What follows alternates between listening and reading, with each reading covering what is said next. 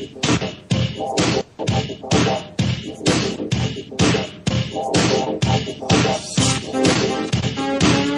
Caleb Leverett radio program is dedicated to debunking the delusional American mythology known as statism. Initiation of force is always immoral. Always think outside the government. Always, always, always, always think outside the government. Always, always, always. Oh, baby, I like it raw.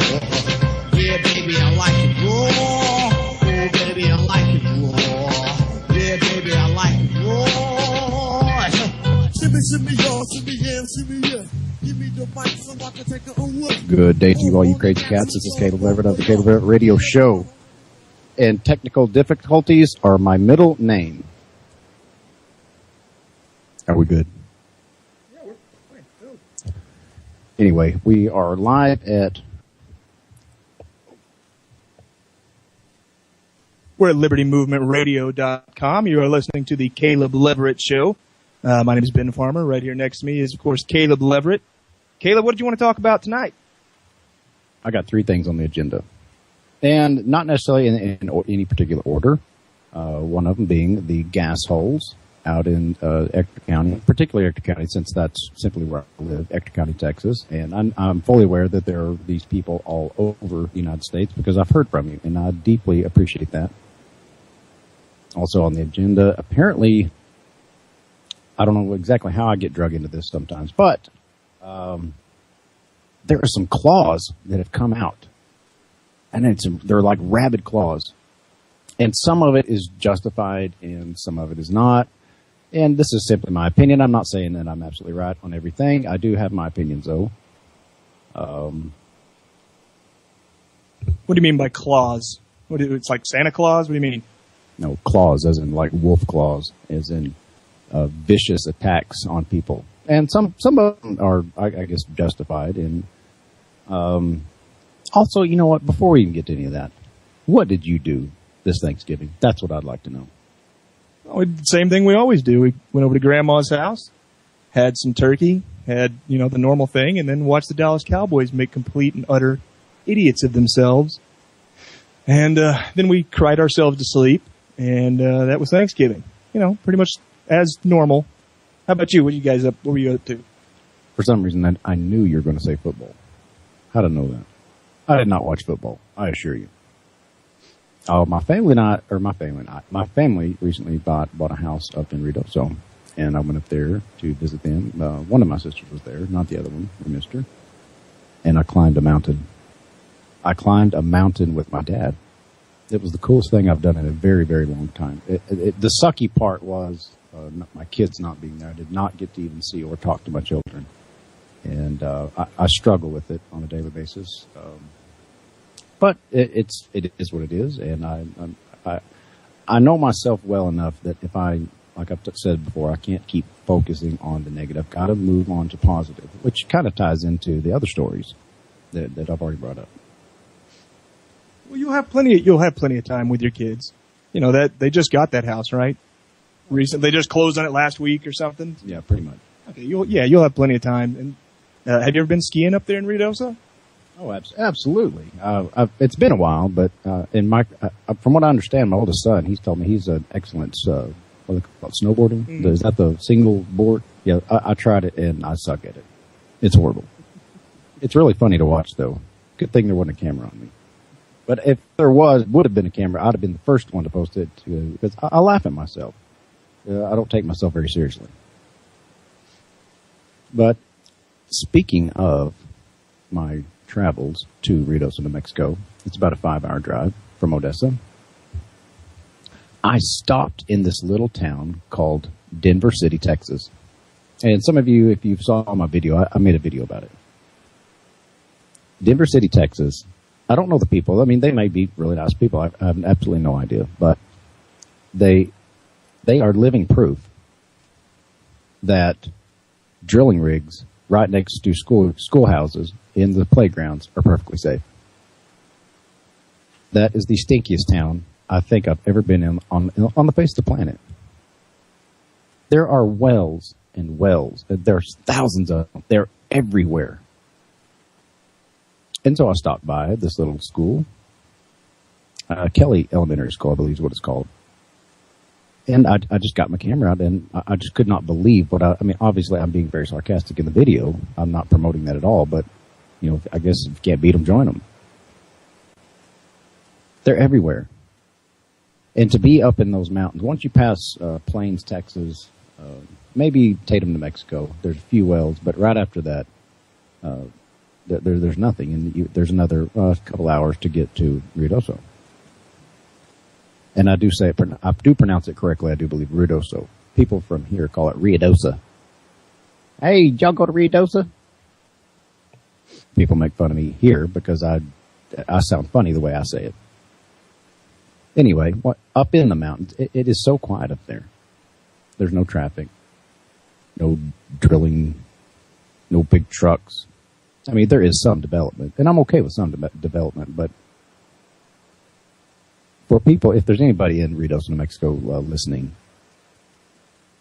pray to God that oil or natural gas or gold or silver or coal or any sort of natural resource found within those mountains is never, ever discovered.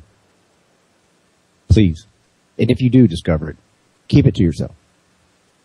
Because the gas holes will utterly destroy that beautiful place called Ruidoso, New Mexico. It will be drilled or mined or the mountaintops flattened, anything, because we got to have jobs. We'll do anything, and they will do anything. So when I got back, I think I had to come back the next day. I couldn't stay very long. I had to work. I was house sitting out at the farm, and the gas holes have moved in yet another well on my family's property out there without their permission. And it's absolutely the saddest thing in the world to watch. There's no such thing as private property in the United Police States of America. It does not exist.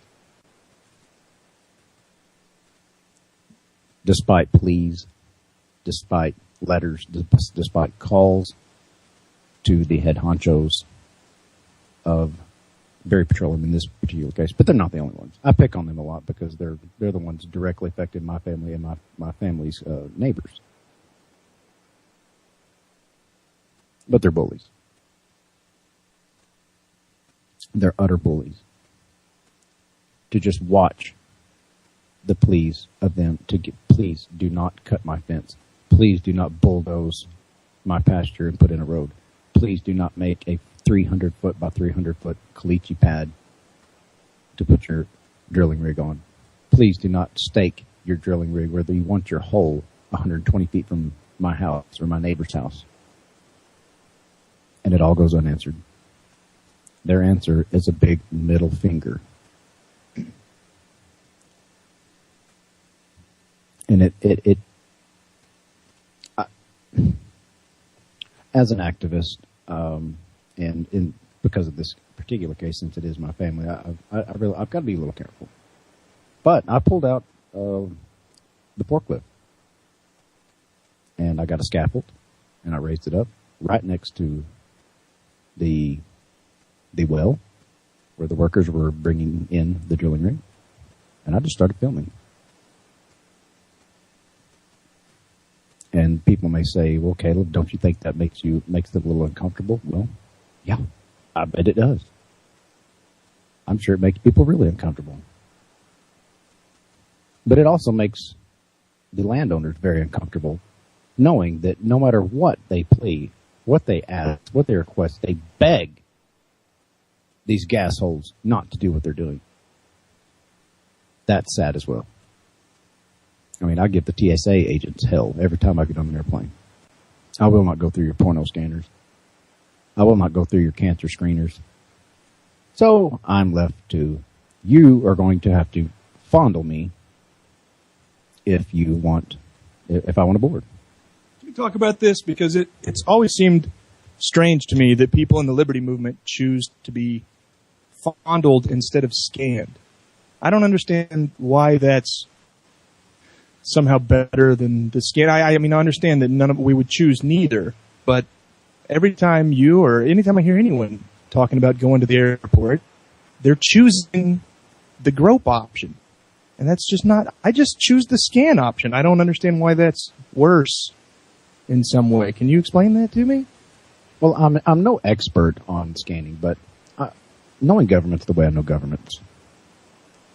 They say it's perfectly safe, so I automatically assume they're lying bastards, which they are. And I just don't think it's perfectly safe. I think there's a bigger agenda here. I'm not sure. I've read that the capability of these scanners are cancer causing. Like I said, I'm not an expert on it, but I'm just not going to, I don't want to subject myself to that. And so therefore, that's why I opt for the pat down. Yeah, but I mean, everything that generates or that uses electricity is potentially cancer causing. Like your phone, keeping your phone in your pocket, there have been studies shown that can lead to testicular cancer. I mean, I don't fly very often, and maybe if I did fly often, I would change my mind, because then I'm subjecting myself to that amount of radiation over and over and over again. But I think if you just fly once or twice a year, it's negligible. It's not a big deal. Okay, fair enough. But what about this? The eye retina scanners are absolutely real. They exist. I mean, I'm just not convinced that these scanners aren't picking up DNA. I mean, I've heard people talk about they can hold up this scanner and they can scan it and trace your DNA from like several hundred feet. I don't want to be in that database. I don't want them. It's just an invasion of privacy.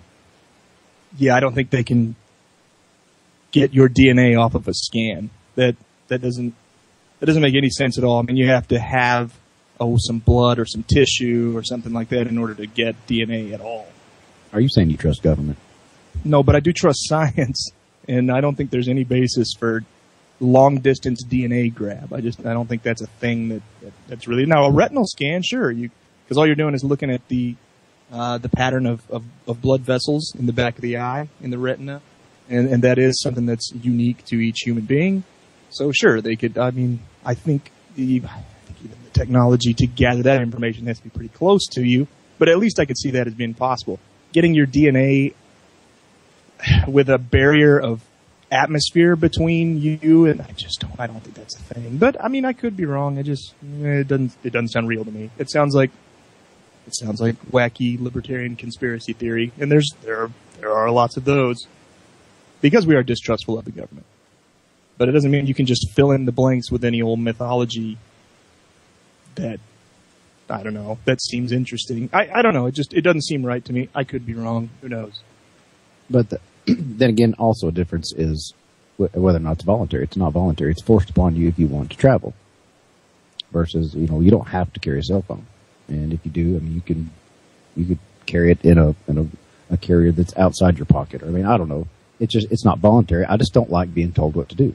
And so if they're going to tax the crap out of all the producers of the United Police States of America in order to pay for all these scanners and all these people to do the groping, I'm going to make them feel as uncomfortable as I feel. And I give them hell. I really do. They say, well, I'm just doing my job. Well, so were the oven operators at the Holocaust. I get that same thing on the oil field workers. Well, they're just doing their job, Caleb. Well, maybe they need to stop. Maybe they need to quit. Maybe they need to. I walked away from a job. I mean, I made a video about it. I refused to do the job without permission from the landowner. And that is my job, to respect private property. Yeah. My problem with it is, of course, you do have the option to travel or not travel.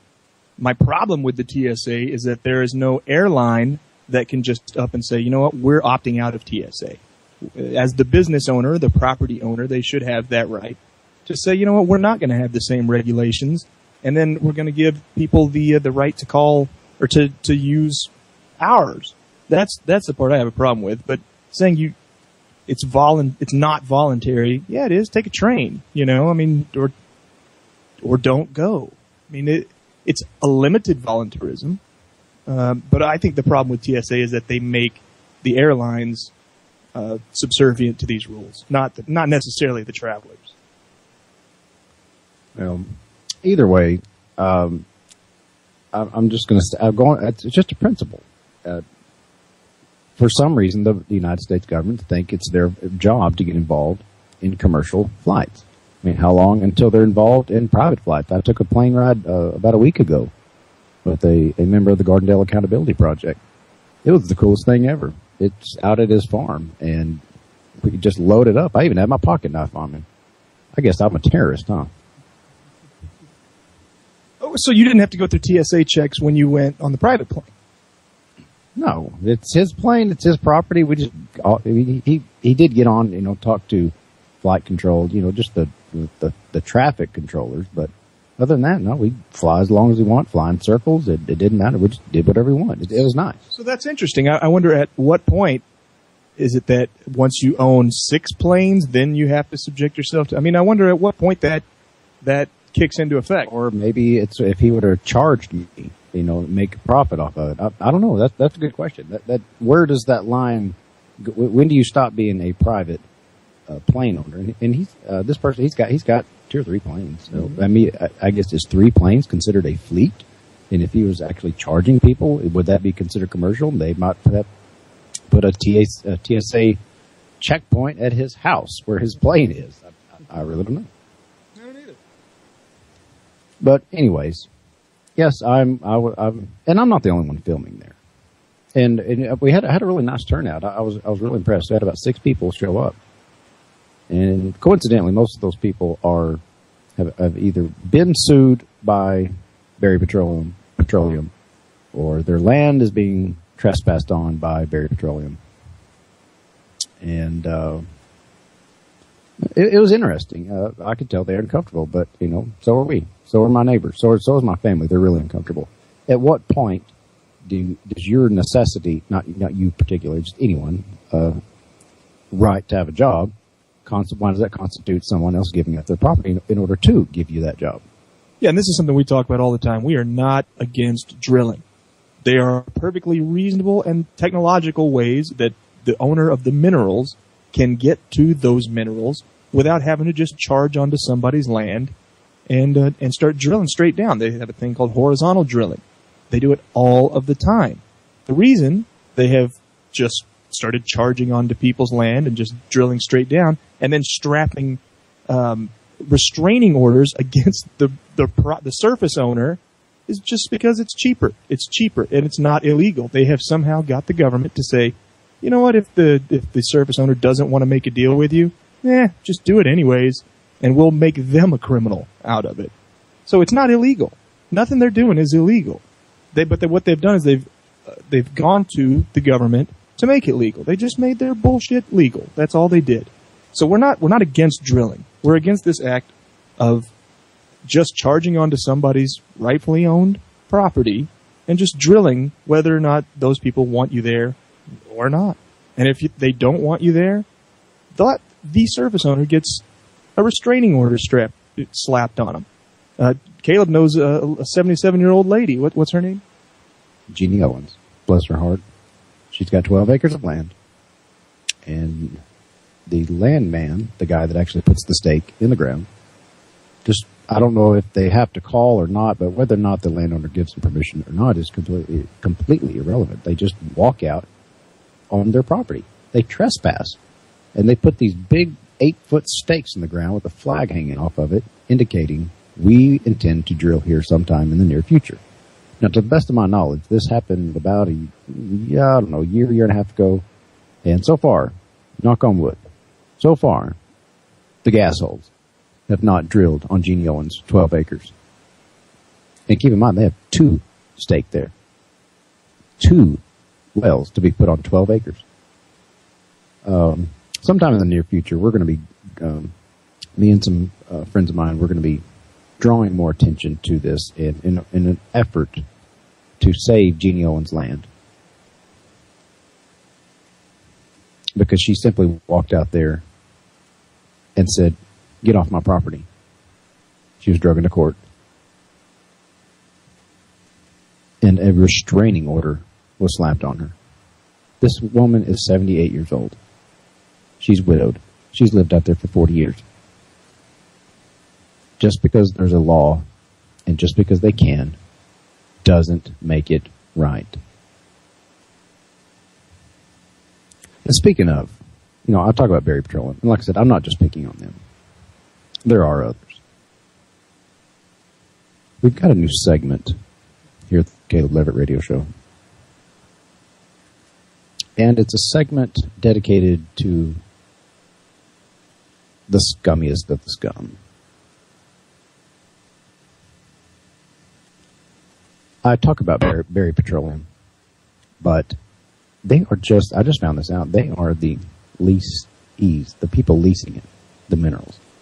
The owner of much, if not all, of the minerals underneath the 12 square miles of the used to be quiet community known as Gardendale, Texas, is a man by the name of Richard Nightingale. Dick, this one's for you, brother.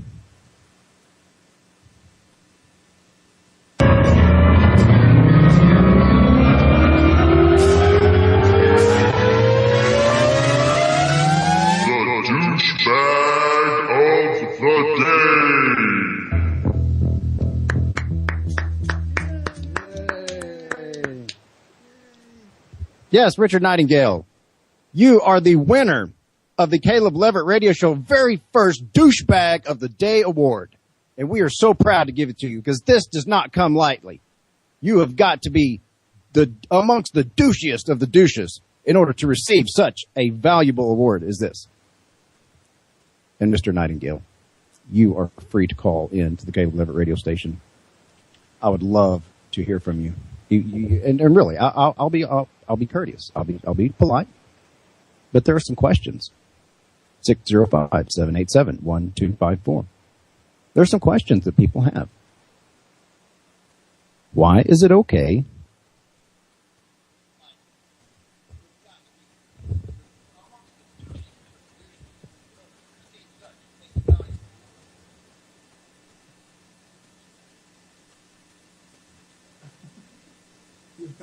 I don't know how to Okay, here, I'm going to do it right here. Do it right here. Okay. There we go. Oops. Anyways, Mr. Nightingale, there are questions that people have.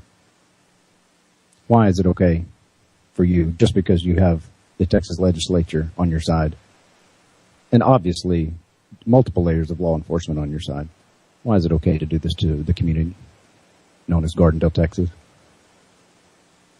Seriously. And Mr. Nightingale, sir, would you object if me and a bunch of my crazy friends went and lobbied Austin, Texas, in order to get a law passed that says we can put a drilling rig 130 feet from your house in Midland? Would you object to that? And if so, why? Would it be the noise? Would it be the poisons? Would it be the sludge pits? We really wouldn't know why. Because you have single-handedly, you and your cronies, ripped apart a once quiet, peaceful community. And when I say ripped apart, it truly is ripped apart. It has turned neighbor against neighbor because some of the neighbors are in full favor of this. I mean, absolute full favor of this. But this... If it's on their property, they can be in full favor of it. We have no problem. If you own land and you don't mind an oil company coming on your land and drilling and negotiating and accepting some payment for that sort of thing, that's great. Nobody has a problem with that. Where we have a problem with things is when you don't want your land used that way and they just charge on there and do it anyways. They just do it anyways. That's the thing we have a problem with. And keep in mind, everything we're talking about is legal. It's legal. These guys can do it. They have the right to just charge onto your land, start drilling, and if you don't care for it, they will take you to court and get a restraining order against you. That's the part we have a problem with. Absolutely. You know, I'll be quite honest. I made a video while on top of that mountain, and I asked the question, knowing governments the way I know them, what if, now maybe this is me just being Mr. Conspiracy Theorist, but, you know, there's a reason I've got question everything tattooed on my forearm. I do. I question everything. I saw a statistic about roughly 9,000 holes were drilled in Texas. I think it's Texas. Maybe it was the whole United States. I'm really not sure. 9,000 wells drilled per year. At what point will we be okay to say, you know what? We have drilled enough. There are enough holes already. Hundreds of thousands of wells. There is enough already to extract all the existing oil that's already underneath the United Police States of America. And what if they're being the drilling itself is being subsidized? Well, not what if. The drilling itself is definitely subsidized. Oil and gas is one of the most, if not the most heavily subsidized industries in this country. So that's another creepy part. If you're in favor of oil drilling and you're also in favor of free market, that's not what oil and gas does. It is not free market. Your tax money goes to keeping gas prices artificially low. That is your tax money given to these large oil companies just so they'll keep their prices down. Their profits are always up because they can just give them more tax money if they want to. That is not the free market. If you're in favor of the free market, this is not a solution, nor is charging onto private property, not allowing the private property owner any rights, and just doing it anyways. There are other ways to do it. You can drill in from a property owner's surface that has agreed to it, that has negotiated it. Do they even have rights to negotiate? I mean, up to what point? There's actually I'm not an expert on this, but what little I've researched it, there's actually a schedule, a payment schedule that is made by the state of Texas, and the oil companies are required to pay X amount of dollars. I want to say maybe it's not universal, but the big number that keeps getting thrown around is $10,000, and that may sound like a lot of money, but $10,000 when it ruins, say $100,000 worth of land, it makes it virtually inoperable. That's nothing. It's theft. It's not only theft. I'd like to point out that's exactly the deal. So your deal that you're given is, all right, we're going to give you $10,000 and you can accept that, or we're just going to do it anyways and you'll get nothing. And in fact, you'll have to pay a lot of court costs. Isn't that the same deal that Darth Vader gives people? Very nice analogy. Yeah. Agreed. Yeah, they say I'm taking over. You can either profit by this or be destroyed by it. That's what a Sith does. I'm looking in the chat and someone named Stop It Now said, I would love to see some of these rigs put by the homes of the people who do this to us, see how they like it. Well, I'm glad you brought that up. Oh, you're going to love. Caleb has an even better theory. Caleb Leverett, here you go. In addition to the schools, like I said in the video, and I'll post it to my main page and the Crank My Cat page, facebook.com/Crank My Cat. As I continued driving to Reynosa, New Mexico, I was approaching Roswell. And most everybody knows what Roswell, New Mexico is famous for, the alien crash. And I was abducted by aliens. They sucked my human brain out. And they put in an alien brain. And I could see things so much more clearly now. It is not just good enough to drill in playgrounds. We need to drill on every single golf course on the planet. I mean, seriously. Why? How dare them put in a golf course, a private golf course, or even public ones, especially the private ones? How dare them? This is oil country, man. We run on oil. I mean, but seriously, think about it. The landman, he doesn't even have to trespass. Each one of them greens has those cute little flags there. I mean, just drill right there. Put a big old pump jack right there. Do, like I said in the video, do a little caddyshack. Just hit the ball right through the pump jack. In these churches. Where I'm from, there's lots and lots and lots of brick and mortar churches. They're everywhere. They're huge. Not all of them. But there are some massive ones. They've got the biggest parking lots you've ever seen in your life. How dare them put in those parking lots when we could be drilling right there? It's a drill, baby, drill. Come on, let's drill. Let's go. That's right. I say drill. Drill in the parking lots of churches. I mean, that one on 191, what's it called? Humongous church number 2. Or number 5 or 10 or 15. Crossroads. Yeah, they got a big old pond out front. We just suck the water right out of there. How awful is it of them that they're not already drilling there? We're trying to create jobs. Exactly. And if you are against any of this, then you are taking food out of my mouth. I need a job. I've got child support to pay. How dare you put in a parking lot? And like I said in the video also, the grandest, most brilliant place to put in a drilling rig. 130 feet in front of the front door of Medical Center Hospital. And not just one of those little baby drilling oil well rigs that only get gas or oil pockets, 10 to 12,000 feet. No. Put in one of the big suckers, the really deep gas wells. Go 30,000 feet and maybe, just maybe, we will hit the mother lode. We will hit a pocket of gas so deep and so powerful it will blow the drill string through the derrick. That is what we need to do because it will create jobs. Create jobs. How selfish is it of these people? They have this property. Why don't we just drill all over it? Let us drill all over it. Of course, we're joking here, but this is exactly what homeowners have to deal with. How pissed off would churches be if an oil company jumped into the middle of their parking lot and started drilling? How much backlash would come from that? Well, the sad dirty little secret is many, many, many of these gas holes that own these oil companies attend these churches and fund these churches. That's the dirty little secret. And while we're at it, while we're drilling in the city, I say, hook up to city water. From start to finish, from drilling to hydraulic fracturing of a single well, on average, uses about between 4 and 6 million gallons of water. Right now, it's being pumped out of the wells. The water tables are going down. There's no doubt about it. Hook up to the city water.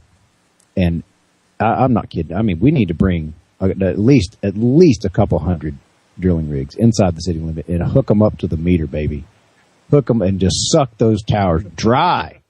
Because we've got to have jobs. And like I said, if you object to any of this, then you are a baby hater and shunned and a tinfoil hat wearing douchebag, and you deserve to be shunned by all of humanity. You are against jobs if you don't want this. How much backlash would there be, though? Seriously. And that's exactly what these people who this is their private property, it's just getting charged onto, and there's nothing they can do about it. You know why they don't just drill in the middle of these churches? I'm guessing because of the backlash. Why they don't drill in the middle of playgrounds? I'm guessing because of the backlash. Why do they not drill right in front of Medical Center Hospital? The backlash. So why is there not an equal amount of backlash from these people invading private property? Why isn't there? Why isn't there enough? There should be. There should be. We should be protecting one another's private property because we clearly can't rely on the government to do it. We clearly can't rely on the government to do it. Government has never been about the protection of life, liberty, and property. It has only ever been about violating life, liberty, and property. Absolutely. And I'm glad you brought that up. And I'm going to take just a slight little change of a topic of conversation. We can come back to the gas holes. I love talking about gas holes. But a friend of mine, Christopher Carnes on Facebook, sent me a link about some guy, and I didn't, Christopher, I'm sorry, I didn't, or Chris, excuse me, I didn't get a chance to look at what you're looking, but you sparked something in my alien brain. What would you think if I told you, that my libertarian friends that are here, we're all, not everybody's aware, but my libertarian movement people that are here, y'all, when I say the word NDAA, we all know what it means. The National Defense Authorization Act. And I don't know one libertarian that's in favor of it whatsoever. Statists are, but not one libertarian. What if I told you that not only is the NDAA, which is the power of the president, correct me if I'm wrong, Bill, to indefinitely detain any United States citizen without the writ of habeas corpus. Is that correct? Yes. What if I told you that is the NDAA is 100% constitutional? And not only is it constitutional, the Constitution essentially spells it out.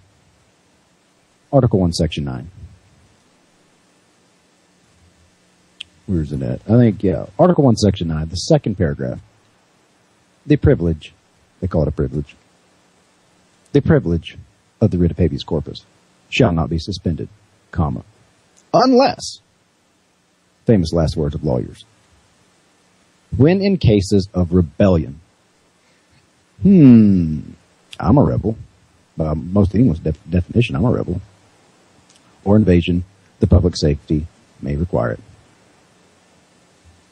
It's crap. There's an unless there. The writ of habeas corpus shall not be suspended unless. Period. That's all government needs. And it will give you what we have today. Because, like I said, I don't normally talk about national politics, but, you know, some people get tired of me harping on the gas hole, so fine. I'll appease you a little bit. We'll talk about national stuff. Your thoughts, Ben? Well, everyone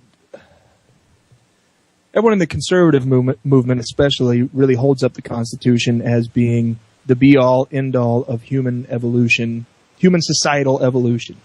And for some reason, they forget that it was written well over 200 years ago to guys who owned by guys who owned slaves, who wouldn't have given any of us the right to vote. In fact, they didn't. Electoral college picks the president. State legislatures used to pick the Congress. You know, senators are part of the Congress. But yeah, this was not designed to be a society of participation. It was designed to be a society of elites. That was the entire point behind it. So I think there's a lot of wonderful things about the United States Constitution. I mean, the advances in freedom of speech, freedom of the press, some wonderful, wonderful things. The distribution of power, unheard of, virtually unheard of before then. Brilliant, brilliant ideas. But I think we can do better. I think we can do better, folks. If you're holding up the Constitution and saying, hey, this is where we should go, I'm saying, hey, I think that might be a good start, but we can do better.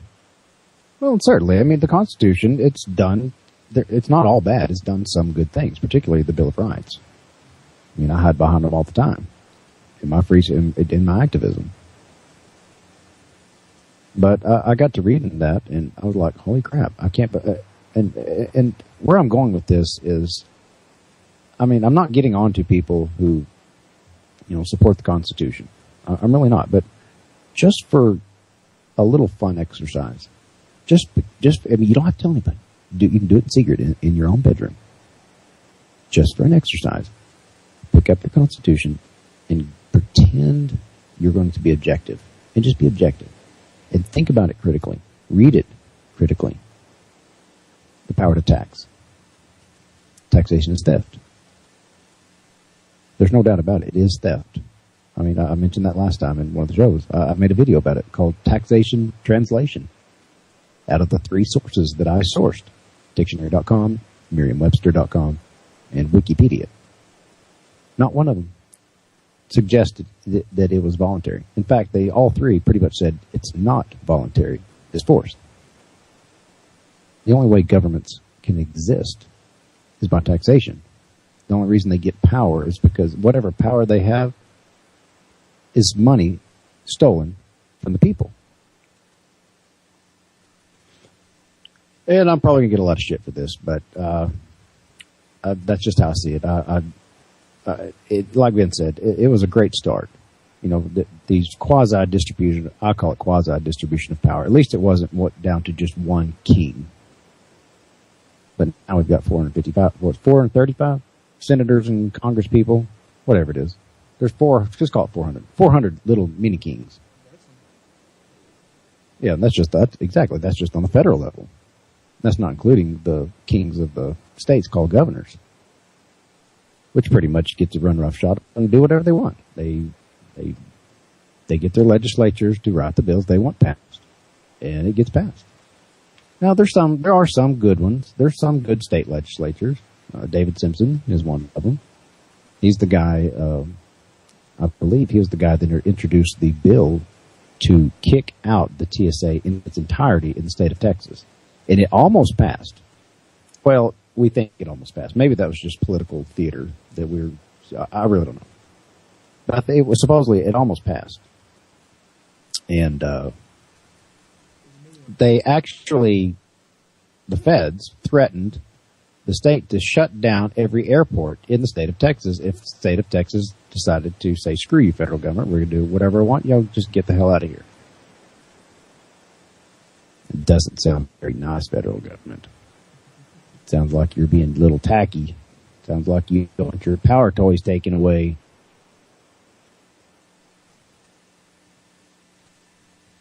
But I digress. We're dealing with an issue right now here in West Texas. We're out in the middle of the desert, so water policy is a huge issue to us, and it's monopolized.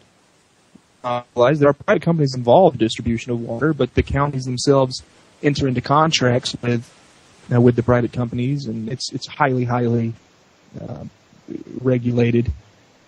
Well, right now they're about to introduce a new bill into the Texas House that will make it illegal to sue the government agencies involved in water policy. It will be illegal if they completely screw everything up. You cannot sue. You cannot sue for damages. You can't do anything. This law specifically states, if I'm reading it correctly, it specifically states you can't sue. Sorry, you're just SOL. That's it. This is, of course, another example of how governments, how anyone who uses the initiation of force just believes that might makes right. We have the guns in the room, so we can do whatever we want to do. And I don't know if anyone thinking on a moral level believes that might makes right. Does anyone actually believe that's actually right, or do they just think that's the way it is? I don't know, Caleb. I hope I'm reading this right. And here in the next couple of shows, we'll have a gentleman on from Midland named Kenneth Holmes. He might be in the chat room, I'm not sure, but he's been looking into it for us. He's the chairman of the Libertarian Party there in Midland County, and we'll have him on probably tomorrow's show if he has enough information for us at that time. But that's just another example of the initiation of force. And I think we can do better than that. I think that societies are better at solving complex social situations than the entity that owns the monopoly on violence, because they'll only resort to violence to solve problems. That's how they've done it in the gas industry. They just bully their way in. Whereas there are perfectly reasonable, voluntary, and technological ways to solve the exact same problem. Technology is what's going to set this voluntarist movement ahead, Caleb, and I think we're very lucky to be living right now. Kokesh talks about it all the time. We are living in the evolution right now. People are going to look back on this time and go, man, can you imagine what it was like to live back then during that transition from a society that initiated force against one another to get things done to one where people came together voluntarily using technology and property rights and mutual benefit and restored the original meaning of the word profit. Profit initially meant both parties benefit. I want that sandwich more than you want that CD. We trade. We both profit. That was the original meaning. And somehow, since the Industrial Revolution in Western society, it's come to mean, no, I got more than you. I screwed you out of something. Somehow. I got as much as I possibly could. I think that's probably more accurate. But that wasn't the original meaning of the word profit. Now, you are listening to the Caleb Leverett Show here on Liberty Movement Radio. Coming up in the next hour, we'll start taking calls from you guys and gals and mutants and schmohawks and cats. Crazy people. Here for the next 10 minutes, do you want to get into, what do you want to get into, Caleb? I think we need to save the fighting within the quote unquote movement for the next hour. It's kind of, say that again on the water thing. There's a bill being proposed.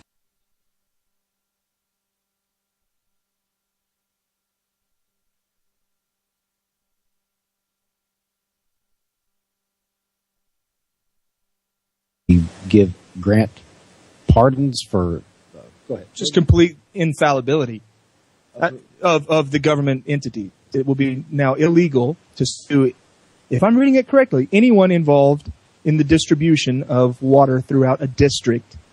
And that probably does include some private companies as well. I'm not positive, but I would assume that it does. We'll hear more about that tomorrow once we're able to fully analyze everything. But yeah, if they screw your stuff up to the point where damages need to be returned, you're just shit out of luck and jolly well fucked. That's just all. You can't do anything about it. And what Ben was saying is true about the water shortage here. We've been in a drought for, God, I don't know, 10 years now.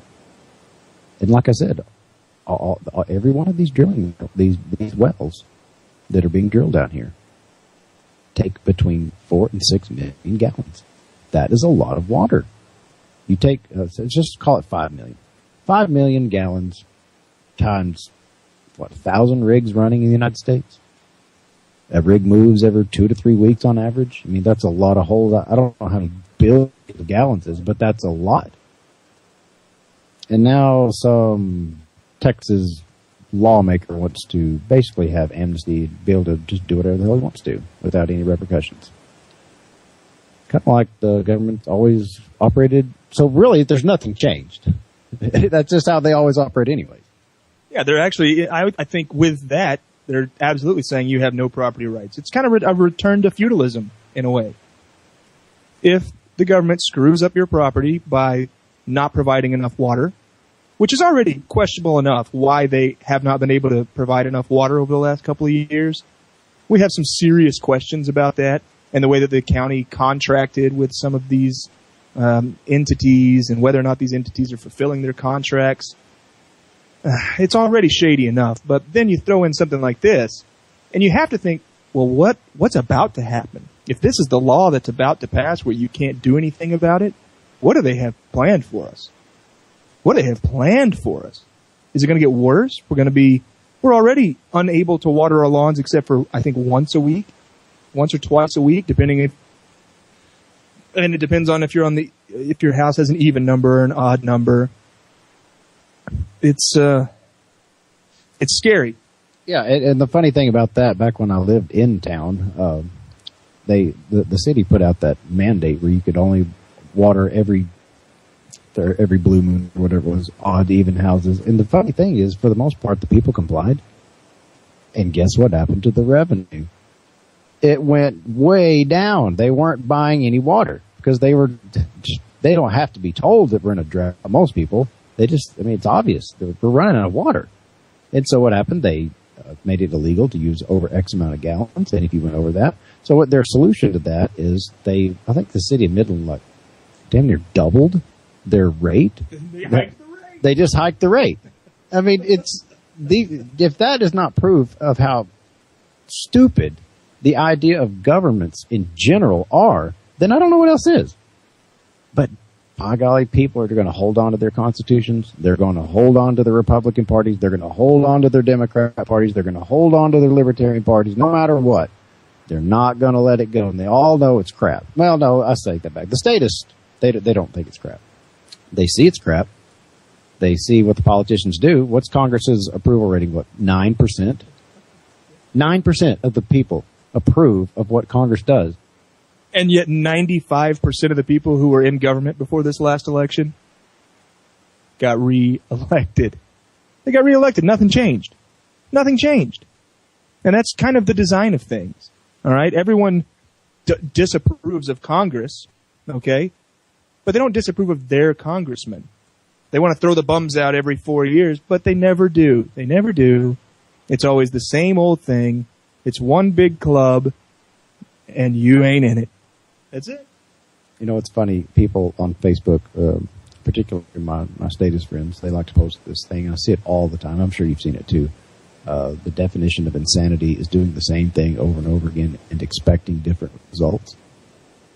Well, then why are people getting on to me for being an anarchist, for wanting to be someone who simply governs himself and teaches his children to govern themselves and to never initiate force on anybody else for any reason? And yet I'm looked at like I've got two heads. I'm like, you're the one posting that quote. It doesn't make any sense. That's because the way they see it, everyone agrees that there's something wrong with the country. But what happens is the statists get into this argument about, no, if we only initiated force against this segment of the population, everything would be better. You know, if we just attacked gay people, for instance, if we just weren't for gay marriage, things would be better. Or on the other, or if we just didn't have religion, things would be better. Completely missing the point that why don't you just let everyone do what they want to do? Why don't you just let everyone be free? Stop initiating force against one another. That's the problem. That's the problem. We learned it when we're kids. Don't hit, don't steal, don't hurt. And those are good rules. Those are good rules. But as we become adults, we learn that adult society is not run on those rules. Adult society is run on who has the gun in the room. Who has the gun in the room? Who has the biggest gun in the room? Who has the most guns in the room? That's who's in charge, because might makes right. And that's what's wrong with the society. It's not the gay agenda. It's not the religious right. It's not the atheists. It's not the socialists or the Democrats or the minorities or any of these things. It's that we continue to think the best way to run society is using the initiation of force. Yes, pass laws. If you've got a problem with something, you just pass a law. That is the knee-jerk reaction to this entire society. Like we said in one of the last shows, there's something like 40,000 laws passed in the United States alone in 2011. 40,000 laws. You know, the purpose, the supposed purpose of passing a law is to correct something, make things more fair, right? And yet, it never happens. The point of passing drunk driving laws was to eliminate drunk driving, correct? Well, we all know how that worked. The point of banning cocaine on a national level was to get rid of people overdosing on cocaine. Well, it didn't really work, did it? The point of banning marijuana, actually, I've never even heard a good reason to ban a plant. Because if you are a Christian, and I'd dare say that the vast majority of politicians are Christian, would you agree with that? Most of them? I mean, they certainly ride the coattails of Christianity, sure. Well, what I'm getting at that is, there's a verse in the Bible, the Old Testament, Genesis 1:29, that says that God created all plants. And not only were they good, and I don't have my Bible in front of me, but it says they are very good. So God created marijuana, and Christian politicians ban marijuana because they think it's bad. So are they saying God made a mistake? I mean, I'm just curious. I mean, I like talking, particularly the marijuana. I'm not even a pot smoker myself. I've tried it many times, but I just don't like it. But I enjoy talking about it. But, it's one thing, people get it. Well, yeah, well, what about acid? And what about, I said, yeah, well, okay, well, that's manufactured. Personally, I don't want any of it banned. I don't have to have a law to tell me don't do acid, because I'm just simply not going to do it, or meth, or cocaine for that matter. I've done cocaine. I don't recommend it. Wow. I mean, the heart races. I was biting I had to stick something in my mouth just to bite down. I mean, it's an upper. I mean, I was just wide ass awake for, it seemed like forever. I hated it. So the cocaine laws just do not apply to me. I mean, as far as correcting my behavior, not whatsoever.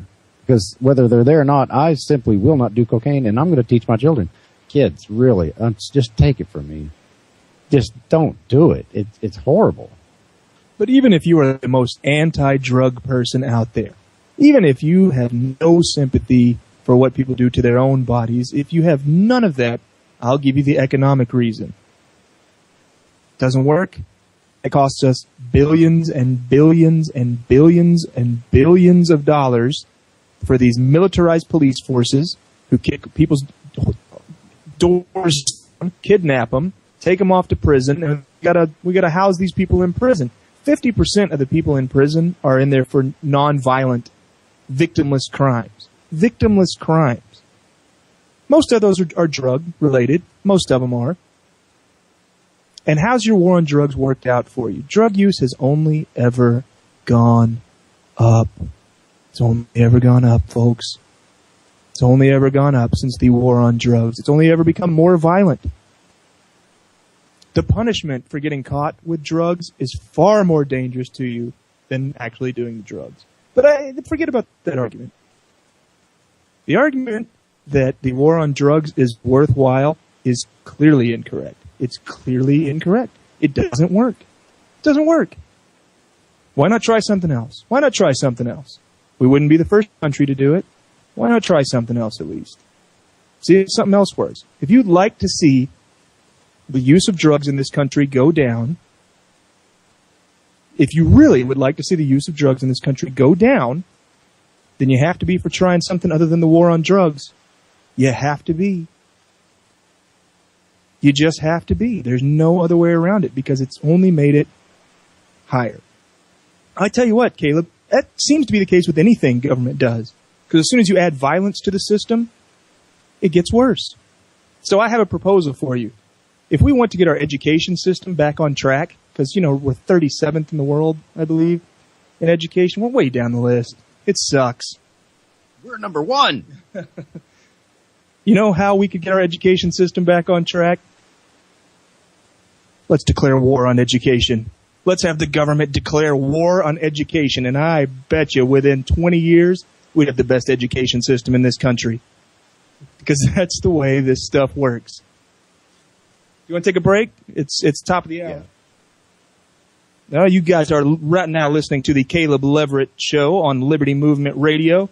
We're going to take about a minute-long break, and when we come back, we're going to be talking about all the divisive fighting going on in the Liberty Movement right now. We're going to tell you whose side you should be on.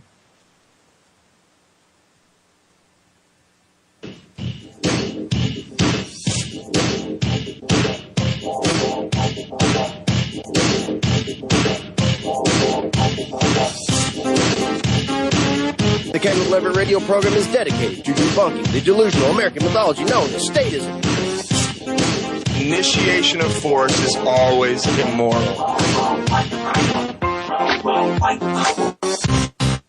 Always think outside the government.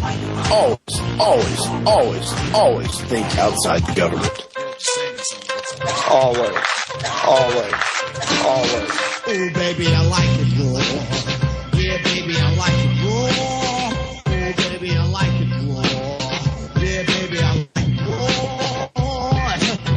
Shimmy, y'all, shimmy, yeah, shimmy, yeah. Give me the mic so I can take it on wood.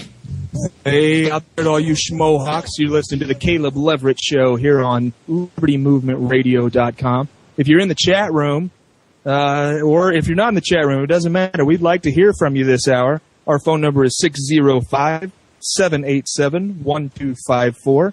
That number again is 605-787-1254 here on the Caleb Leverett Show.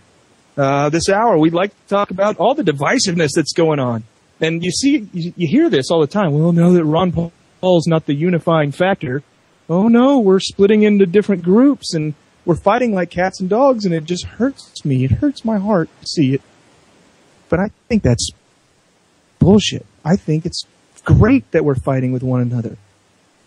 Maybe not fighting, but as far as people, any group of people that I've ever dealt with, libertarians are highly capable of having disagreements with one another respectfully. I've really not experienced it in any other group other than maybe just close friends and that sort of thing.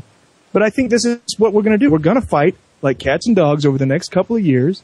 We're going to sharpen our arguments against one another. And then, when it's time for our tribe to take on some other tribes, I think we're in better shape. What do you think, Caleb?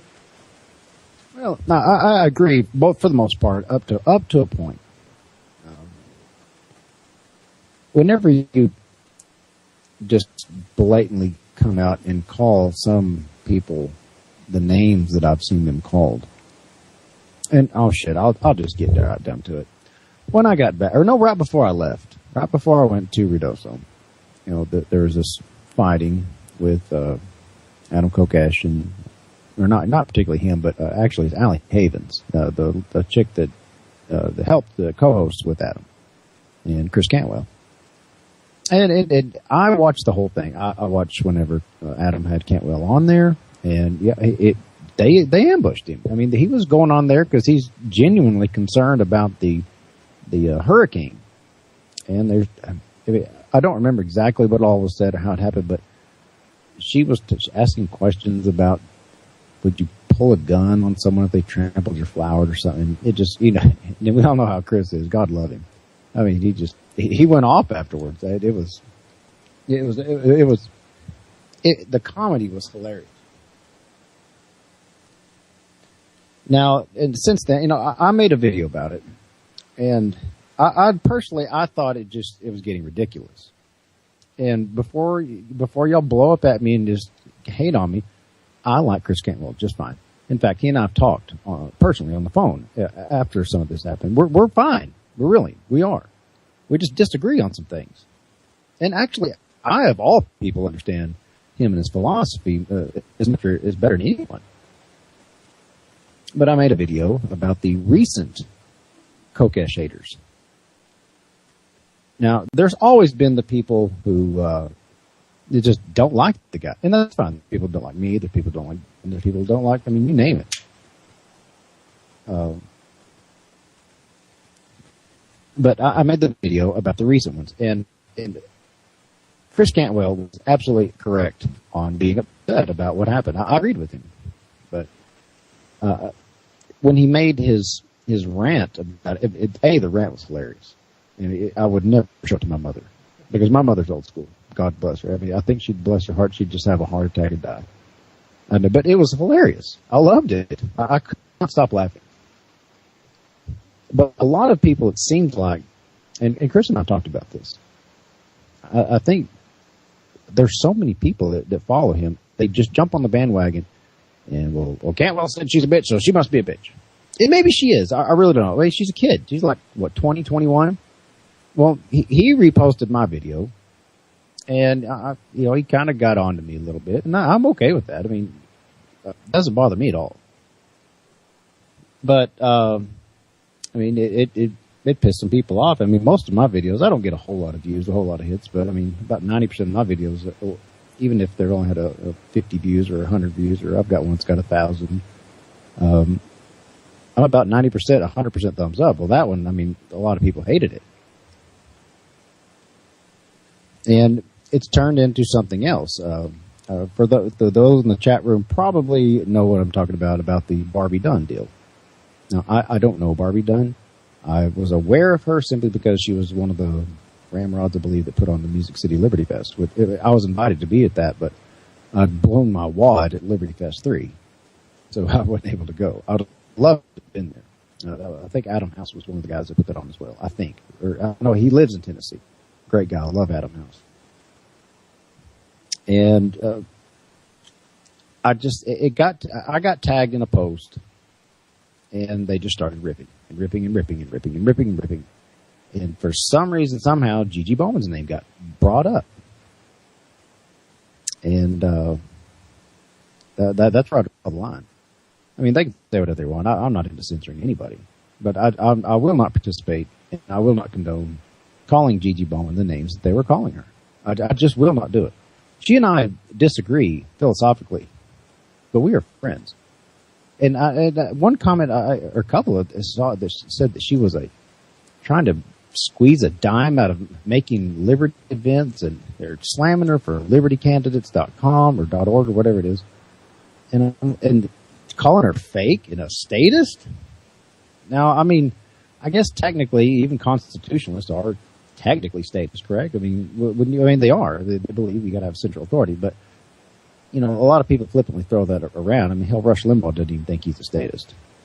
But I will not condone, and I'm not going to take part in. I don't care what you say. Gigi Bowman did this, did that.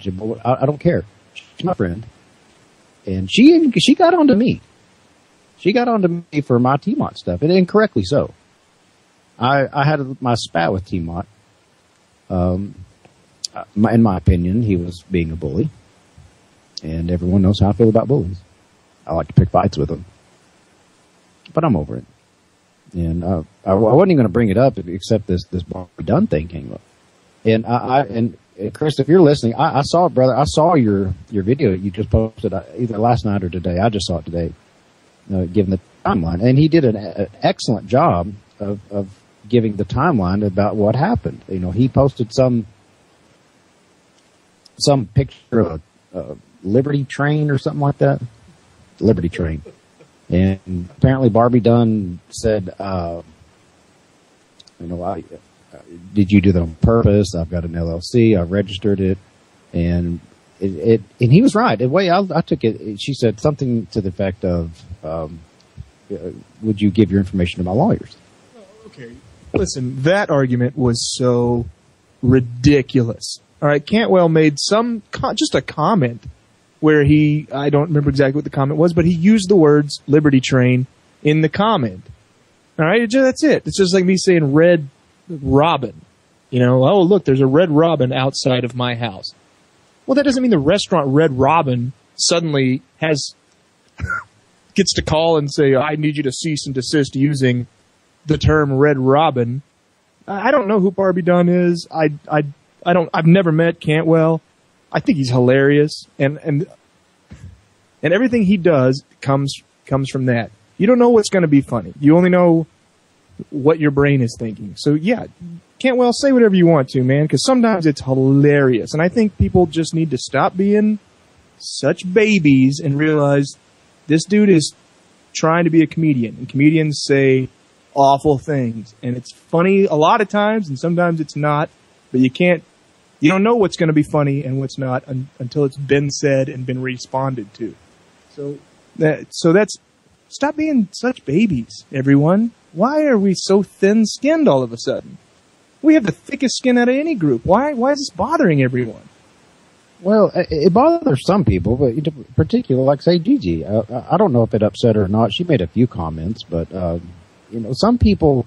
I'm okay with being called an asshole. I've been called that a lot. You know, and Chris, you made a great point, brother, in your video. Of all the things you've been accused of, you've never been accused of being a liar. I'm the same way. I've been accused of being everything under the sun, but liar is not one of them because I'm not a liar. I don't lie. I mean, what I'm getting at though is Chris. He was actually shocked that someone was shocked by his reaction. I mean, he just blows up, and this is friendly, constructive criticism. It's not even really criticism. When I see people getting drugged into conversations and they're bad-mouthing people and they're tagging people in there, and there's certain people, I don't know if they want me saying their names or not, so I'm not going to. But it makes them, it bothers them, makes them upset. And the way I see the Liberty movement, now this is just me. This is what I do for me. I do what I do in order to A, expose cockroaches, and B, change minds. Because everybody's vote, if you're a statist, makes a law that forces me to do something that I may not necessarily want to do. I do it for the money. Because you know how much money there is in the Liberty movement. Yeah, that was brought up too. I would love to meet the person who actually made a fortune by putting on the Liberty because I lost my ever-loving ass. Speaking of that, when Chris posted my video, he said, this gets 2,500 views, or likes, or whatever. He accused me shamelessly of attracting likes. That's ridiculous. Isn't that what you're supposed to do as a YouTuber? Every video I watch has a little pop-up saying, like this video, be sure to subscribe to my channel. But I wasn't shamelessly trying to get that. I was just making my voice, just make some voice. It's not exactly what he said in post. It's what like I said. He's got followers of people that I look up to. I'm sure he realizes how well respected he is. People post comments on me on these just why those news? Who is this guy? Well, I'll tell you, Ryan. Well, I don't even talk about that far. But the comments like that are obviously completely ignorant.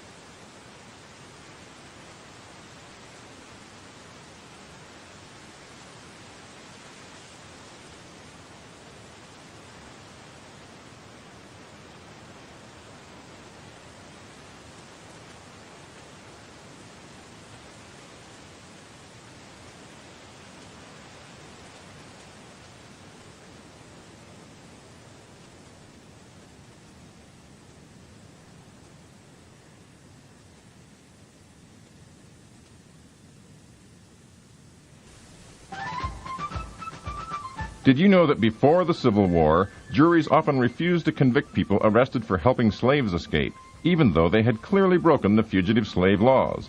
And did you know that even before that, most northern states had outlawed slavery as a result of jury verdicts? Anything? Most important, did you know that jurors today have the same power to reject bad law Anything? that they had back then? Are we there? Oh, okay. We're on apparently. Are we back? Sorry, the call dropped. The Skype call dropped. Gotta love Skype. Anyways, damn it, where was I? I was right in the middle of a good monologue. Damn you, Skype. Oh yeah, we're just the people calling me ignorant and who's this dumbass and why should we listen to him? Well, don't listen to me. You have every right. Just don't listen to me. But like I said, oh yeah, I was talking about the places I've donated. Will never, ever, ever take the lazy route of donating to gigantic charities. Now, don't get me wrong; they do certain things. I've got a dear friend of mine who used to work for the United Way. She may be listening. I have no idea, but she's still somewhat involved with them, and that's great. That's fine. But personally, the charities I give to are ones that I research on purpose. Like I said, I've donated to Mark Dice on his trip to go film the Bilderberg. You take it? Yeah, I'll take it. I'll take it. 631.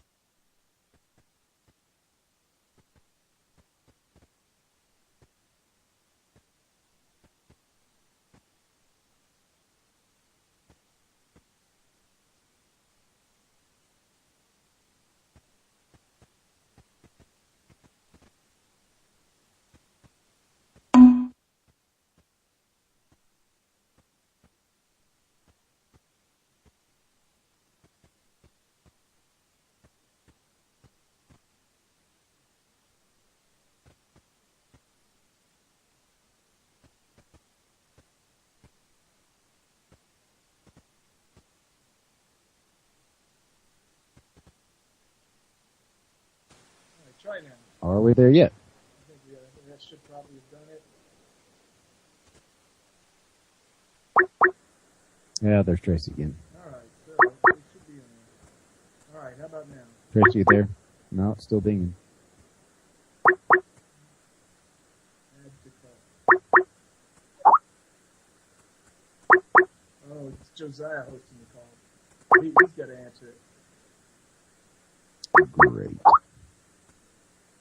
Okay. That's okay. Keep talking. I'm gonna send you to Skype 101 class. No, really, I am. You need to go to Skype 101. I need to go to Skype 101.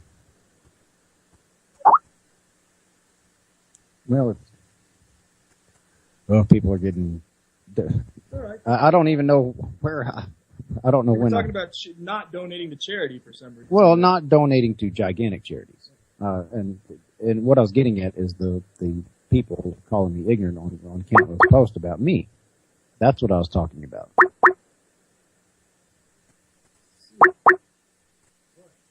The middle green button. That's the one that...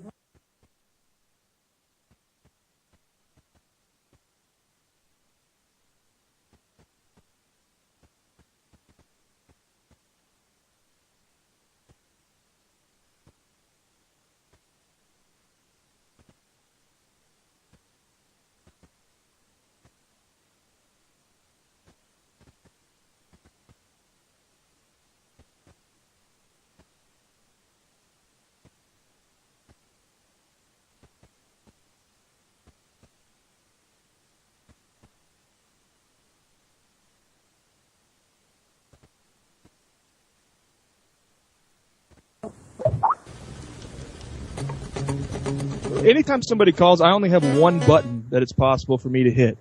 And when I hit that one button, we hang up. And if I don't hit that button, the call doesn't get answered. So what we're going to do is just plow on through here. Then that way we quit. That way we don't keep dropping it. So I apologize to Tracy. We will definitely have you on. Probably even tomorrow night. But for right now, we don't, I'm on a Mac. And so nobody can describe to me exactly the proper way to do it. But no worries. We were talking about donating to large charities. And like I said, I just don't. Personally, I look into small charities. And Mark Dice did his deal with the Bilderbergs covering that. I donated that. I've donated to Adam Kokesh. I've donated to Nathan Cox, Virginia Cop Block. He needed to get some pamphlets printed out or some flyers to pass out.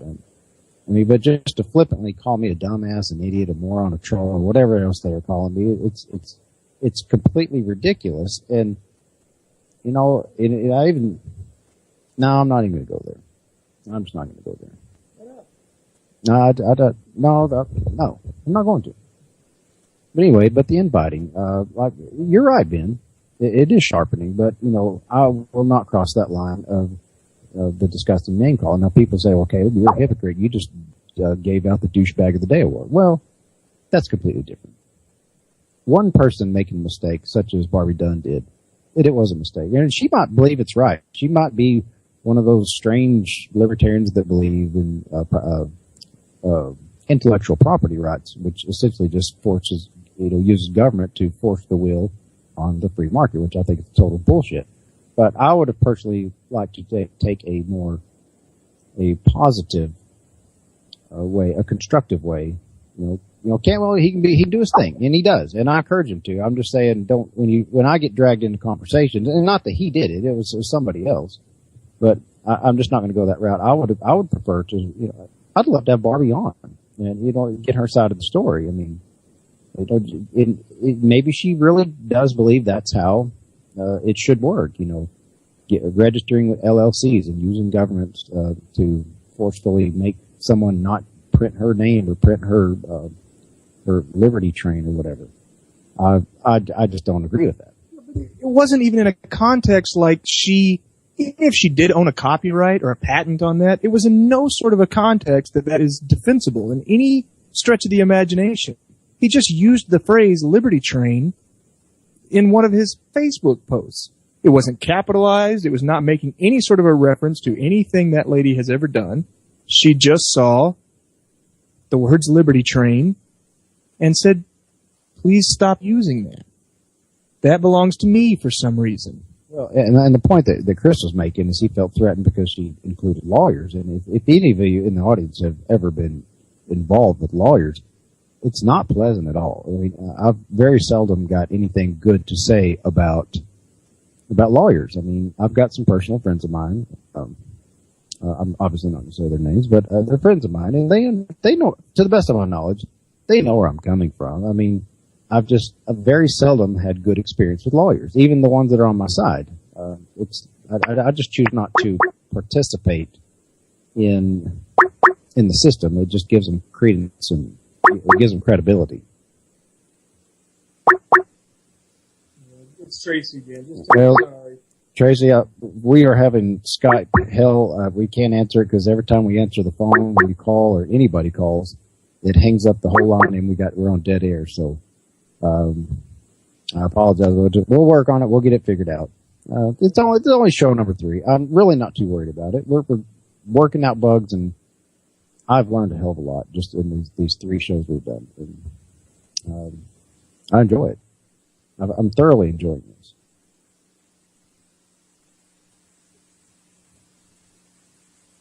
But back to what we were talking about as far as charities.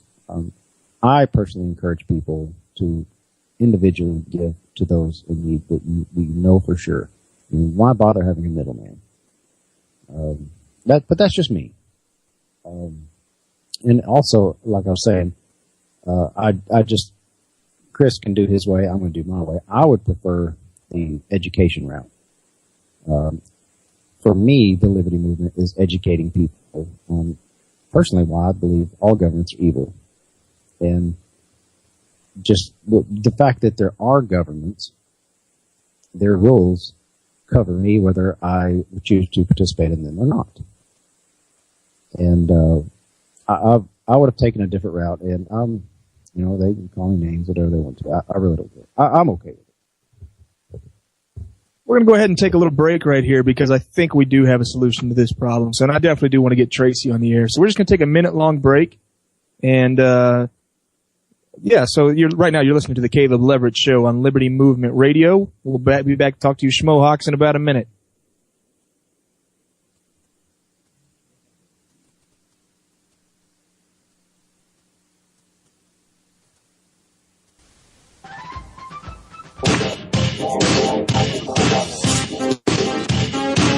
The Caleb Leverett radio program is dedicated to debunking the delusional American mythology known as statism.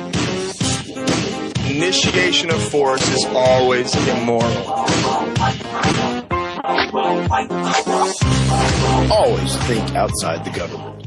Always. Do you know the second leading cause of fire deaths for older adults is heating? Hi, I'm Rob Neal from the United States Fire Administration. To make sure you'll stay warm and safe this winter, follow these life-saving tips.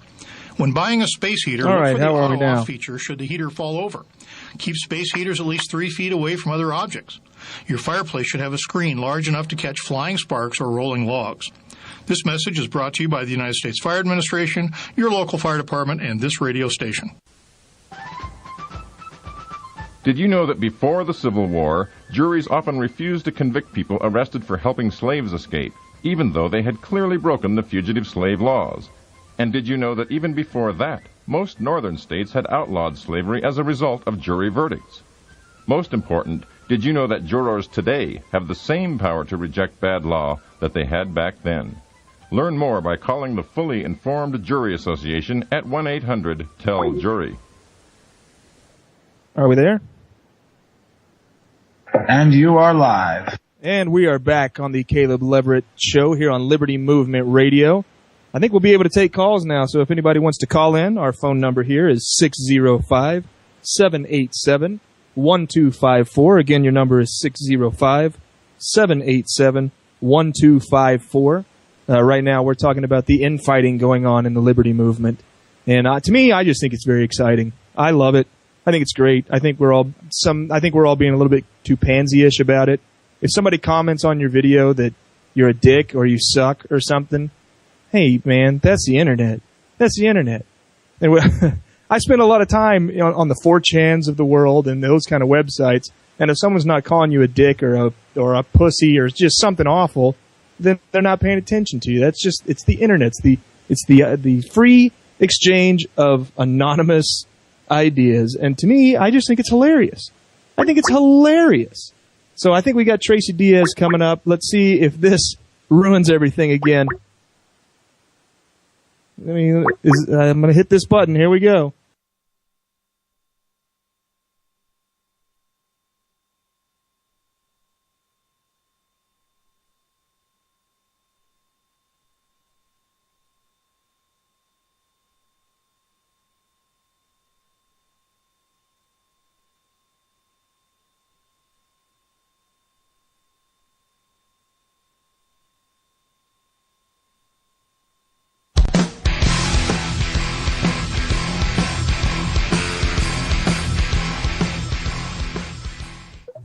Well, okay, so that didn't sort it either.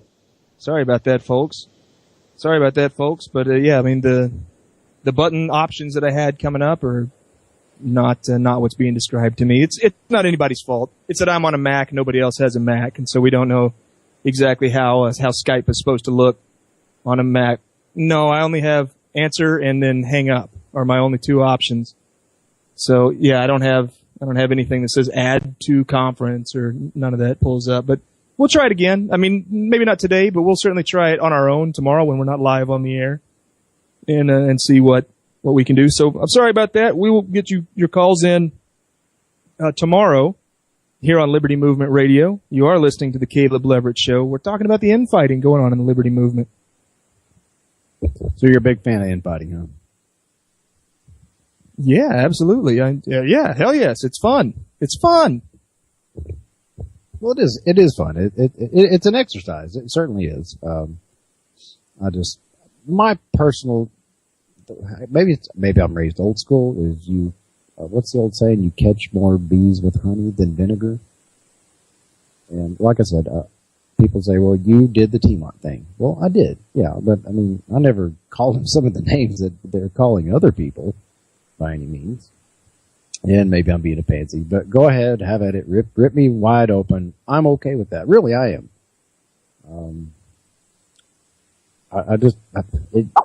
That's just my opinion. That's how I see things.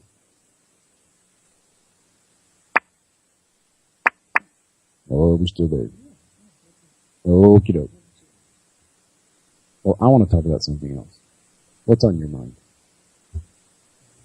What is on my mind?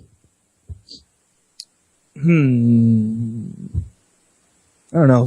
Anyone suggest something in the chat room for us to chat about here? I think there is like a 30-second delay though, so we might not get that in time. Caleb and I have actually been recording shows just in case there's a time when we can't be here. We can already have shows recorded, and they've been pretty interesting actually. I think we joked about it last Tuesday night that following our first show on Monday, we recorded the most controversial show that could ever happen. But I tell you what, we re-listened to it. It's totally not that controversial. It's a great show. It's a great show. At some point, my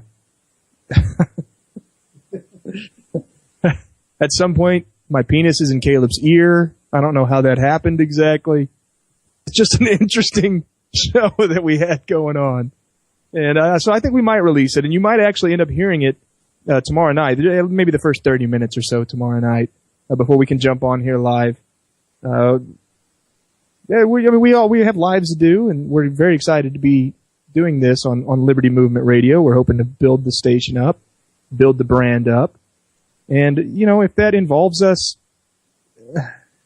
making, I'm not going to say enemies, but arguing with people in the Liberty Movement, I don't have a problem with that, Caleb. I think people are, for some reason, it was great when we were fighting with Democrats and Republicans. We had no problem with that. We had no problem fighting against the Mitt Romney folks and the Obama folks. We loved it. And when there'd be a particular argument going on, we'd all get on each other's Facebook and go, hey, you gotta check out this schmohawk on my page, what he's talking about. And we'd all gang up on him. And it was loads of fun, right? Didn't we have fun trolling the statists? How much fun was that? Oh, I like I said, I enjoy it. It doesn't bother me. All I'm saying is it does bother some people. And just the fact that it does bother some people, I'm just one of those guys. I like to go to bat for my friends. I take up for my friends, and not everybody has got really, really, really thick skin. Not everybody's got gigantic hands like I've got. Not everybody can, not everybody can take it, and it hurts. People do get their feelings hurt, and I know that sounds sissy, but it's the truth. If people get feelings hurt, and some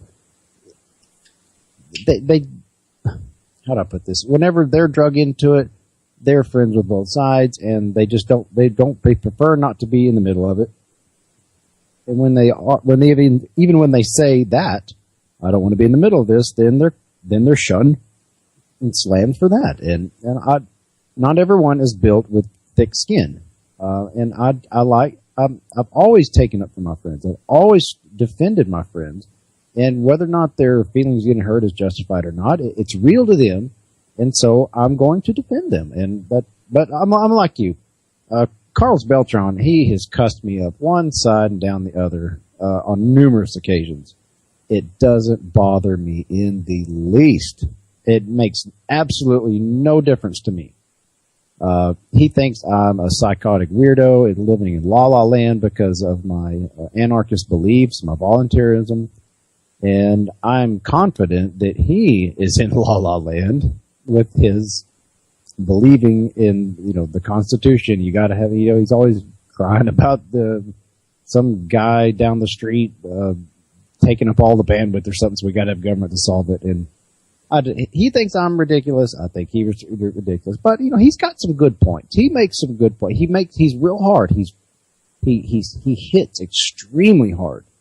And, for people like me, I'm okay with it. It doesn't bother me, but not everybody, like I said, not everybody is built like that, if he were to, go after Cantwell and criticize him, Cantwell's a big boy. I mean, he's sharp as a tack. He can handle it, and then they go back and forth. It's kind of fun to watch their jabs. They really get on a roll because, Cantwell being a fellow anarchist, voluntarist, as am I. So watch him and Carlos just go at it. It's really comical to watch, but, Carlos is an ass. He knows he's an ass. I promise when we get this phone thing figured out, Carlos, feel free to call in and just have at it. I think it's very, very healthy. You remember the old rap battles that used to happen? The East Coast, West Coast rap battles? Wasn't that kind of the golden age of hip-hop music? Wasn't the best hip-hop music happening back then? That's what we should do. We should totally all be getting into serious rap battles with one another. We should have our own audiences attacking one another's audiences. Everyone, it should just be a pyramid of pissed off. And then and then at the very end, we'll do like every other thing and we'll all have one big event together. It'll be like, a wrestling thing. It'll be a wrestling drama thing throughout a whole season. And at the end of it, we'll all come together and we'll find one particular schmohawk to all attack together. And it'll be a very unifying experience. Like if you ever find yourself in a new group of dudes, like I moved up to New York City and moved in with a bunch of illegal Irish immigrants, and we were all kind of a little bit standoffish with one another until we all got in one big bar fight, and it was us against another group of dudes. It's a very unifying thing. I think we should all get into rap battles with one another. Stop being such pussies. Well, I think people who say schmohawks are weirdos. You goofball. What is a schmohawk anyway? It's everybody listening. You are all schmohawks. and I hate you all. I'm just teasing everyone, of course. No, if somebody wants to get in a rap battle with me, let's do it because I think it'll be fun. I think it'll sharpen our wit, and I think it'll bring us all closer together. Yeah, there we go. Yeah, very good idea. Rap battle. Yeah, the Caleb Leverett Radio Show. We will make a rap battle. A rap. Who are we going to attack? Who's on the agenda? Who's in our crosshairs right now? If we want to be very ambitious, we should go after Molyneux. The one guy. You are on your own, buddy. The one guy. You can't say anything bad about him. If we wanted to be super ambitious, we would go after Molyneux. Like that's what these little rappers would do, would be to go after Tupac, and suddenly Tupac is firing back, and then now you've heard of these little rappers. So if we wanted to be really ambitious, we would totally go, but he wouldn't fight back, I don't think. He's too nice. I mean, he's great. Well, exactly. Like you've said yourself many times, he is the modern day Socrates. And no, bad idea. We're not going after, you're right. He's too nice. He's probably the nicest, most polite anarchist I've ever met in my life. No, I take that back. Jordan Page might be a little nicer. No, it's a toss-up. Jordan Page or Molyneux. I'm not sure which one. But no, you're not going after Molyneux. No, you're not going after Jordan Page. Pick someone else. Pick an asshole. Ron Paul. I'm going straight to Ron Paul then, because if we're gonna, I don't know. I mean, there's nobody in the movement that I dislike. I tell you what, I want to make it a voluntary decision. If somebody wants to get into some sort of a voluntary WrestleMania type battle with the Caleb Leverett or with Ben Farmer in particular, hey man, let's do that shit. Because I think it'll be hilarious. I think it'll be hilarious when in 3 months we're at an event together and we make up. And now all of these man, I'm telling you, I think it's a good strategy. They do it in NASCAR all the time. They do it in wrestling all the time. They do it. That's about it. Probably on Broadway. I bet you they do it on Broadway all the time. People like the drama. I'm going after Molyneux. You don't want me to go after Molyneux? Well, why? What has he done to you? He's too nice. I mean, hell, he wasn't even going to charge us for. All we had to do is buy his plane ticket. He just said, "Oh, just buy my plane ticket. I'll do it. You know, if you can donate, fine." How can you attack someone like that? Like I said, you have to pick an asshole. I'm going after Ben Farmer personally. Yeah. I'm going to cream your ass. That didn't sound right.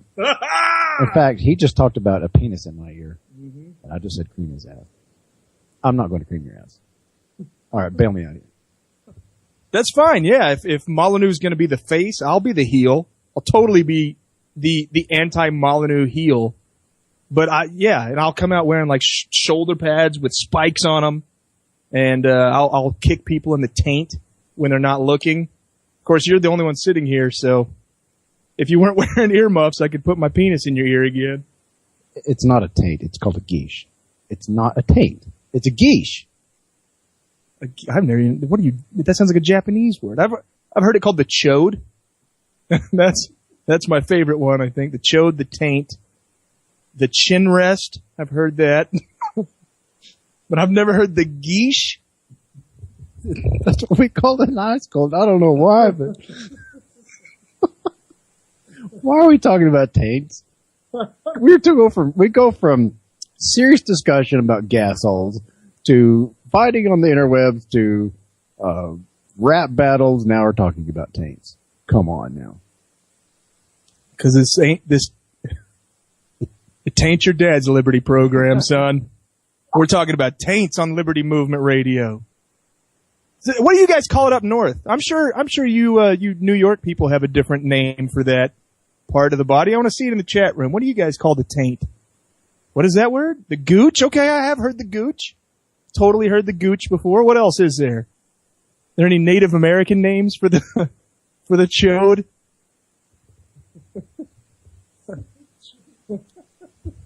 What the hell is a chode?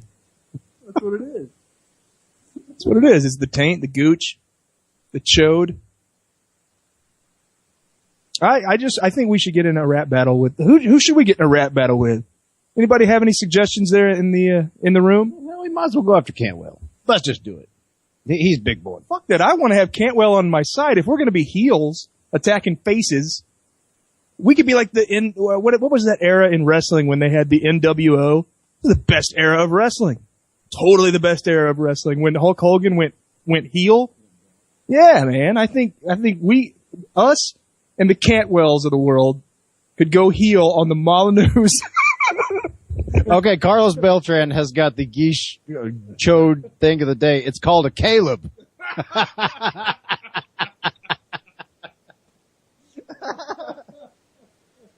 An ollie. Ollie. That's an ollie. I thought that was a skateboarding move. Well, I guess it could be both. Probably the first time you try to do an ollie, you hit yourself in the taint. So that might be where that comes from. It's the Caleb. You hit yourself in the Caleb. Who's Williams?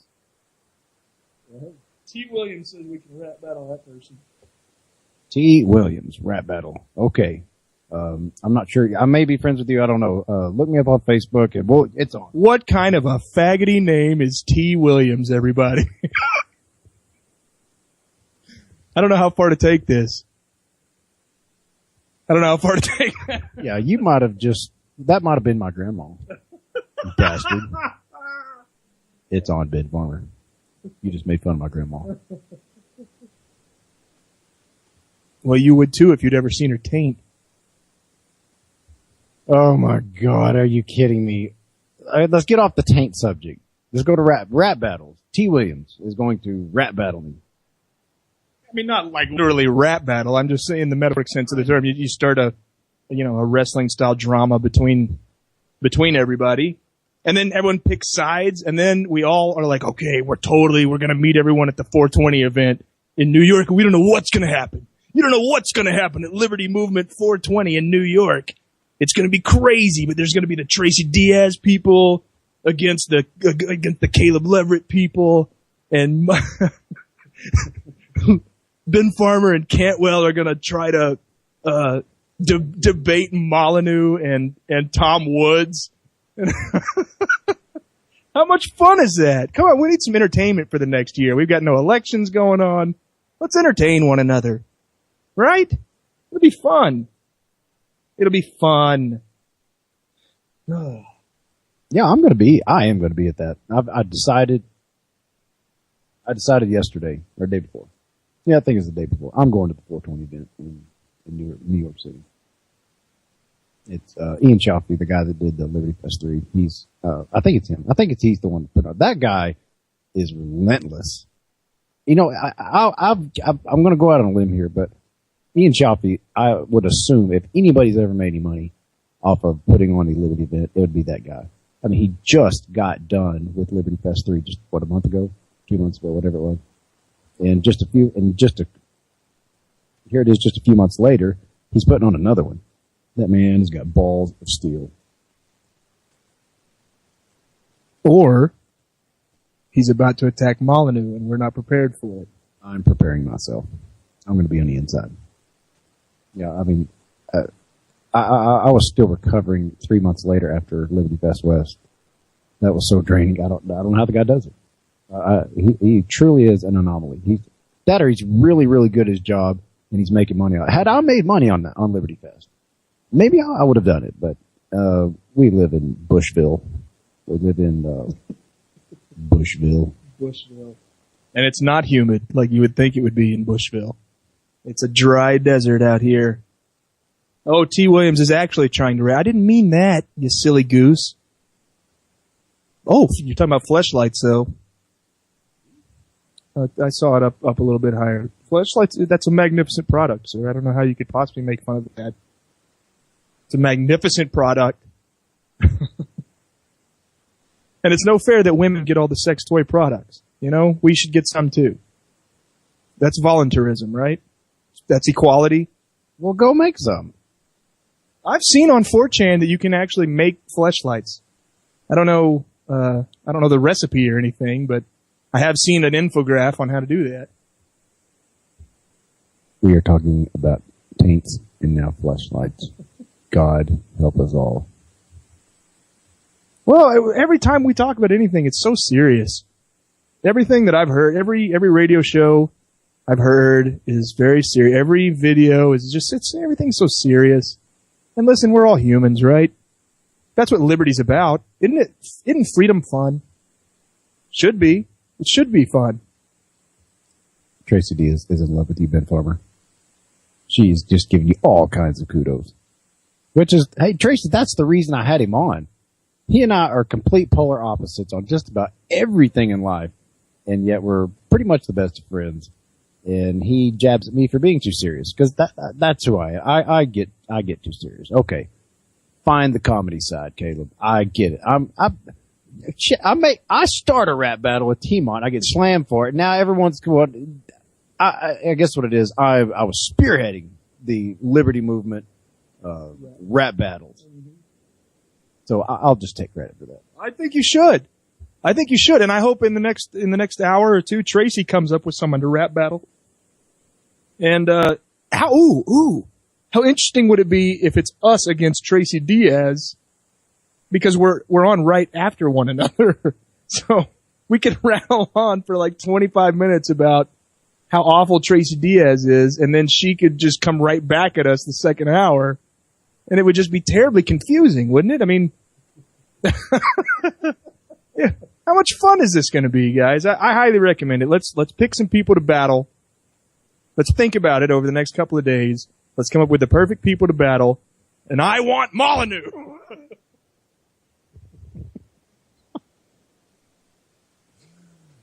Oh my God. Okay, Ben Farmer, you started this rap battle crap, this conversation. You're going to finish this out and describe to me exactly how are you going to take on Stephon Marley. I really want to know.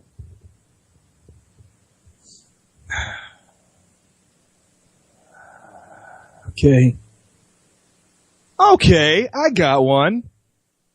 You really think you should take raising children advice from a dude whose children are no older than 2 years old? We don't know how crazy his kid's gonna be someday. That kid might end up being wacky as all shit, man. Remember there was a guy in the 60s named Dr. Spock who wrote all the child rearing books? All the child rearing books were Dr. Spock, right? Well, he had 2 kids that committed suicide, so what did that guy know? What does that guy know? So I'm gonna put Molyneux in the Dr. Spock category. I feel uncomfortable attacking Molyneux. I need to get into a character a little bit more than this before I can just attack my hero like that. I don't know. I'm going to stick with it though. I'm going to stand by that for now. Carlos just posted, I would rip you both up. I spit like a volcano. I just gave Carlos an erection, I think, by this whole, or you did with this whole rap battle thing. He's eating it up. I'm so sorry we can't take calls. This is now that the calls are wanting to come in because we decided to get funny. All of a sudden, I suppose, or stupid, talking about geishas and taints and Caleb's and now. Damn it! I wish we could take calls. We'll get it sorted.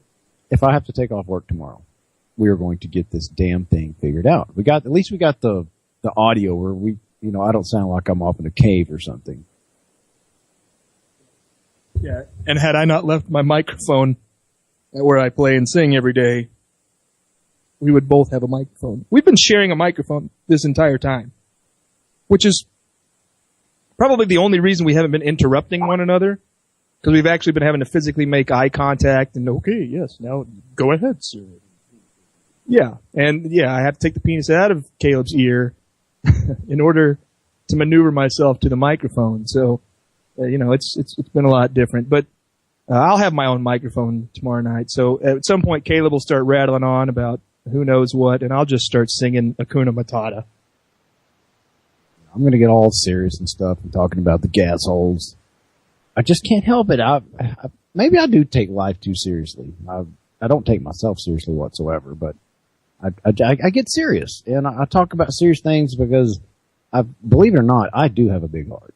When I see people hurting, I want to get all serious, and maybe y'all are right. Maybe the answer to this is just have a big fucking free-for-all. I declare rap battle wars on whomever, Carlos Beltran or Chris Cantwell, Tracy Diaz, Stephon Molyneux. Hell, I'll take a step further. You're the atheist, right? Mm-hmm.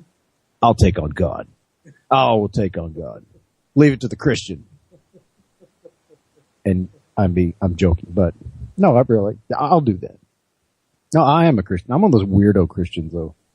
The ones that wouldn't dare step into a brick and mortar church. That's not that weird. It's not that weird, man. You've got kids. You don't want to expose your kids to all that, touching. Because that happens in church. I didn't make that up. That's a thing that happens in churches. Kids get touched. I know who that is. That's Trey Williams. That's who that is. He's a buddy of mine here in Odessa. He's saying plug the bistro. So I play guitar and sing every day at D's Bistro here in Odessa from about noon to about 2:00 every day. And then I go to school full time, and I have an event management company, and then I do this little radio show. And also, I attack Molyneux. I don't know. Now I'm not so into attacking Molyneux.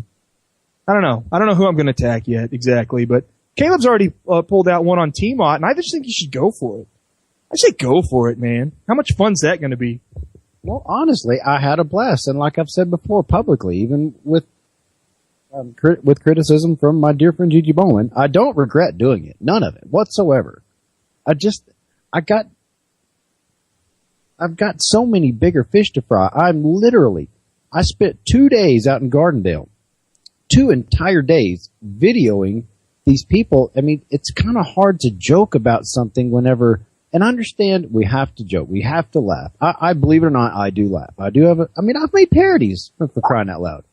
But, I mean, it's kind of hard to joke whenever my family in their community is literally getting ripped to shreds because of the status of fascism within the Texas legislature in the oil companies. But, okay, I will do this. I will try my best. Well, here we are. We're almost at the end of the hour. I've had a great time.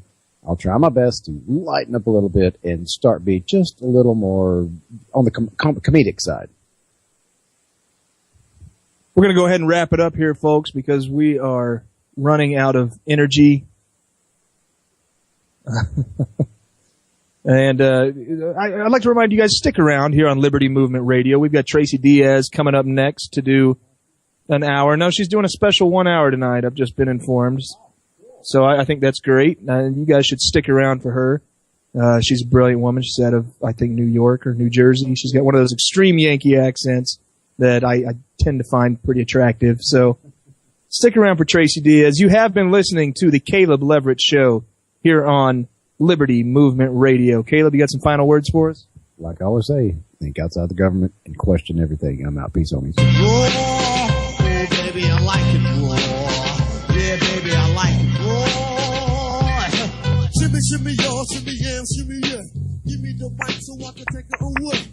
Off on the Nazi charge, bomb for y'all. Yeah, from the home.